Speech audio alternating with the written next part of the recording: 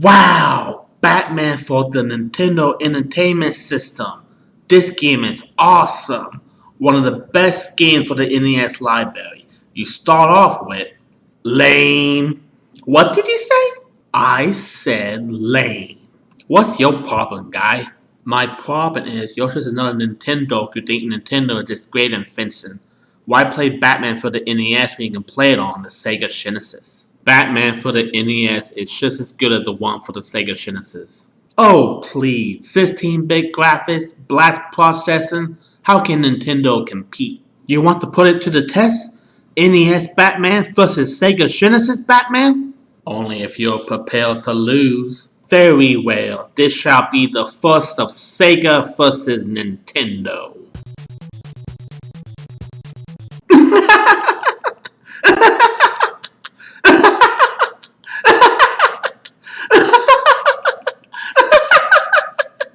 He's freaking purple! What's wrong with that? Batman isn't purple. They had to make him purple or else he would have blended in with the dark backgrounds. Then why couldn't they have made him a light gray or a light blue like he was in the 60s? Because frick you, that why.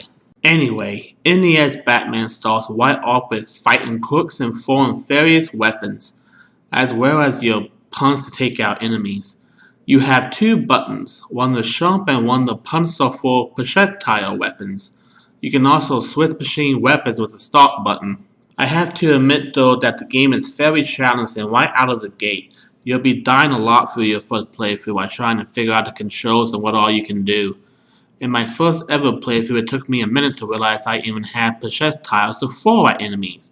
But be careful, use them too much and you'll be left with just your manly fists. Yeah, but look at these enemies. Do you remember any of them from the movie? The game sure looked to expand upon the movie to make the game more interesting. Nah, man.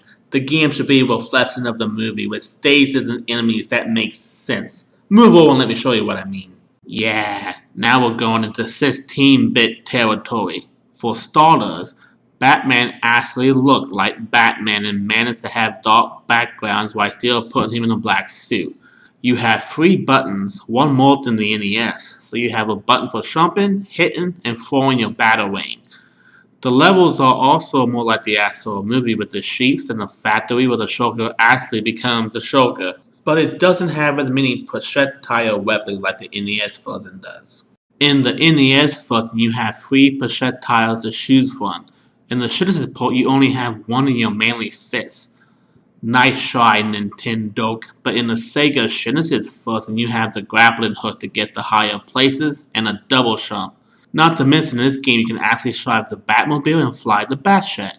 Can you do that on your lame Nintendo console? Well, can you? You can make fun of Purple Batman all you want, but there's a certain charm to him being in a purple suit. And what's wrong with that? Batman has had more than one suit before, so it makes sense. But he doesn't wear purple in the movie. He wears black. Not to mention that once again, Batman on the Sega Genesis has the better graphics, sound, and level design. You can't argue against that.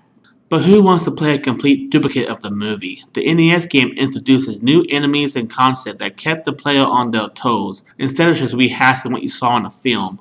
But the game is meant to be a video game adaptation of the movie, so it should be more like the movie in its delivery instead of just putting things out of its ass. It should be its own thing. Like the movie. It should be its own thing. Like the movie.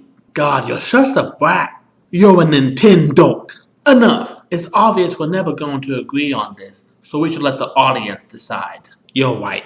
Nobody knows how to set our debate better than people on the internet. We'll let them decide. Do you agree with me and think the NES Batman is better? Or do you agree with the Sega Brat over here and think the Sega Genesis version is better? Let us know in the comments, and don't forget to give this video a like. Bye. Bye.